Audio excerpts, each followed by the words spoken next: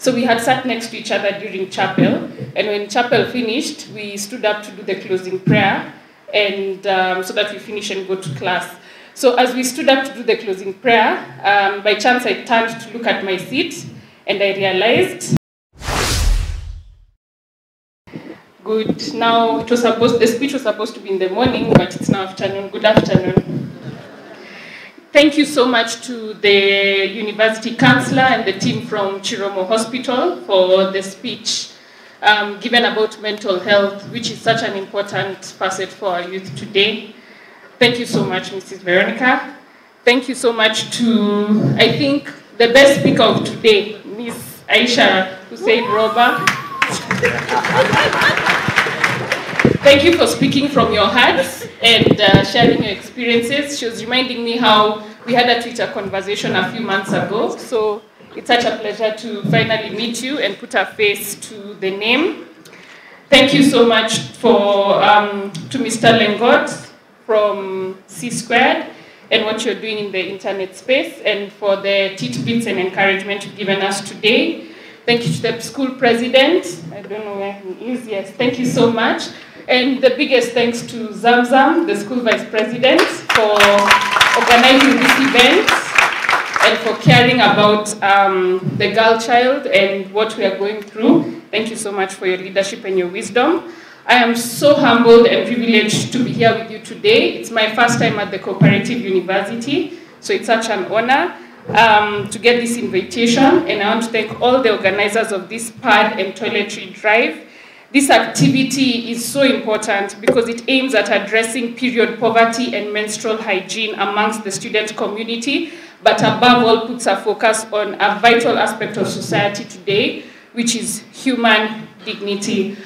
Recently on my social media platforms, I posted about the 30 things that I want to do to support the young people, and I wanted all the young people's ideas because I didn't want to just sit in a room and decide this is what the young people need and this is what we'll work on. I wanted everyone to come in so that we see what are our challenges and how we're going to work together to get solutions to these challenges. And I must say that menstrual health hygiene featured prominently among the top 10 issues, and I suppose that some of the suggestions and good recommendations must have come from this great community of the Co-operative University of Kenya.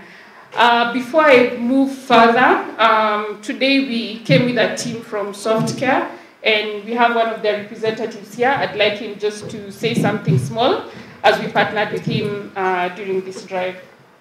Thank you.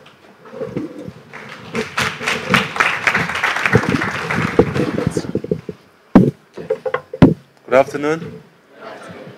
Habari yako? Kidogo Kiswahili, yeah. Thank you. I can get a chance to your university, and our factory is in Kenya, and these things is our donations, and right now we have around 600 staffs in our factories, and doing business here is not easy without the Kenyan support. We are supported by all Kenyans, and many people support us.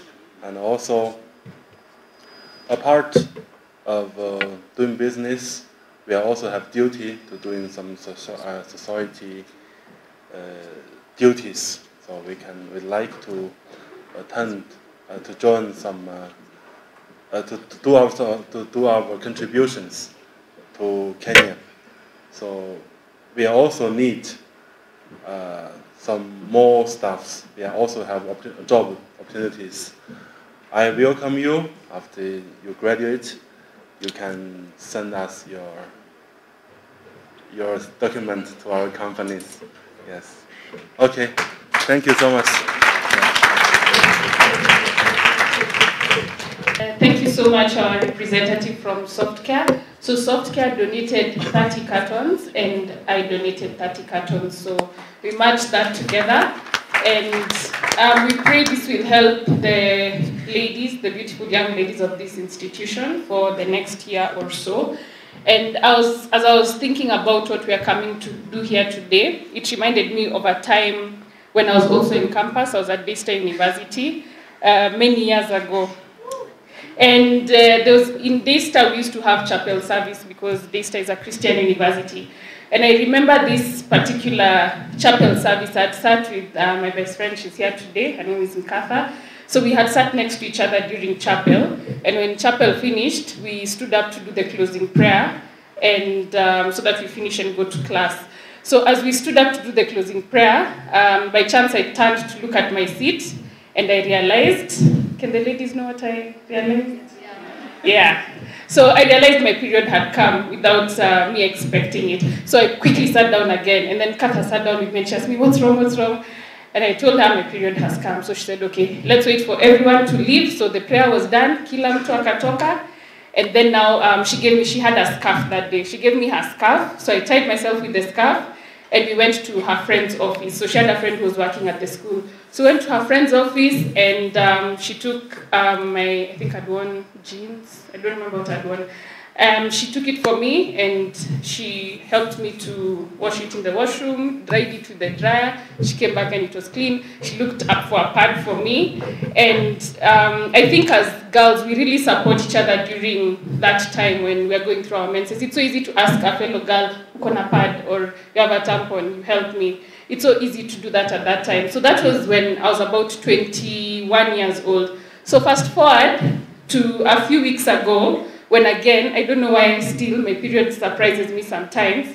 And I was at an event somewhere, and this time Katha was not there. I was with my male friends.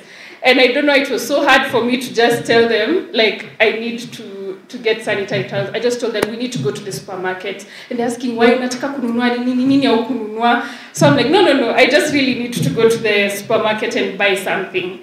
And based on the norms and taboos in our society, it's not something many people are comfortable speaking about publicly, and that is why we are here today. We must encourage open and honest discussions about menstrual health and hygiene so that we break this stigma and shame associated with menstruation. Because menstruation is a natural and healthy process. Every woman goes through it. Many girls learn about menstruation when they reach puberty, which can really be a frightening and confusing experiences. If I gave the ladies here a chance to explain the first time they got their period, you'd hear such a diverse mix of stories. But I thank God that in Kenya, we have the Menstrual Hygiene Management Policy, which seeks to ensure all women and girls in Kenya can manage menstruation hygienically, freely, with dignity and without stigma or taboos. And with access to the right information on menstrual health management, which includes details on menstrual products, services, and facilities, and how we can safely dispose of menstrual waste. These are the things that can help us as a community when it comes to menstrual hygiene. As we go on with this drive today, we should remember that menstrual products must also be safe, effective, and acceptable to the people who use them. There are many creative and innovative products today. However, experiences and preferences also differ. For now, there are some of my friends who started using menstrual cups, but for me, I feel like, I was talking to a male friend about it when we were coming, and he was like, naogopanga hiyo kitu inaweza anguka. So there's so many different menstrual preferences, and there's so much stigma about menstruation, but it depends on the woman and what she chooses to use. And I will emphasize that we need to overcome this taboo that menstruation should not be discussed publicly, because silence about menstruation can lead to ignorance and neglect, and this leaves women and girls vulnerable to things like period poverty and discrimination. Last year when I was going around different counties, my main agenda has been to understand the young people and the challenges we go through.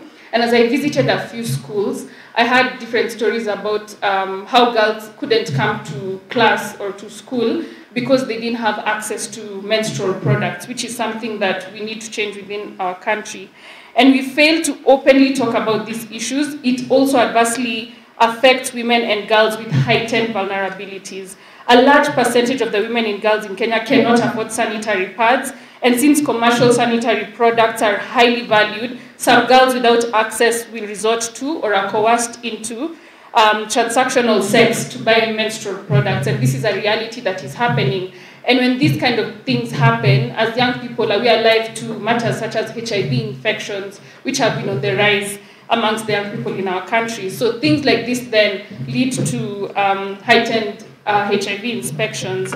And I must say that it is a myth to say that menstruation is a woman's issue only. While it is true that menstruation is experienced in the bodies of women and menstrual health issues are human rights issues, therefore they are important to us as a society as a whole, which is why I'm so glad that there are so many young men who are in this room today. And I'm so glad that one of our speakers was asking, can you tell your boyfriend to buy you a pad? And there's one of the speakers who was telling me that when she used to have a friend when she was on her period, he used to buy her chocolates to give her comfort during that time. So as young men also, how do you support the young women, your sisters, your girlfriends, your wives, how do you support them when they're going through their menstrual cycle? So this means then that our brothers, you as our brothers, men and boys should be involved in this conversation so that we promote positive masculinity and eliminate menstruation-associated stigma and discrimination. So what is this we are all doing here today? It's about human dignity. I quote Martin Luther King Jr., who said, "All labor that uplifts humanity has dignity and importance and should be undertaken with painstaking excellence." I believe in period dignity, and I had this t-shirt made specifically for this event because I personally believe in period dignity. And I hope from what we've discussed here today, each one of us will be ambassadors of period dignity. Thank you so much.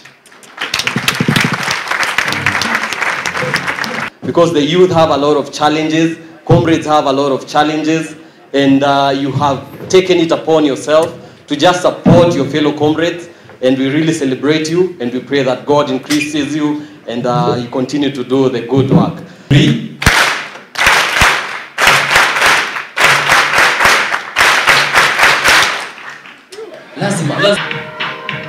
Alright, you can take that, please. Tuangalie the photographers. And a smile is very important.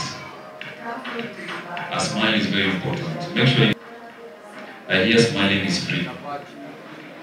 I hear smiling is free. Then how smile?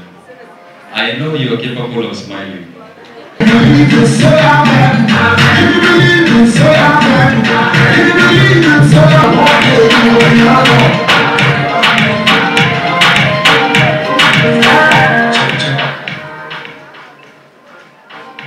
So I want us all, sorry for that, I want us all to fit in this photo. So photographers are to guide. So do we pull on this side a bit? Photographers, do we pull on this side a bit? I think they are crowded on that other side.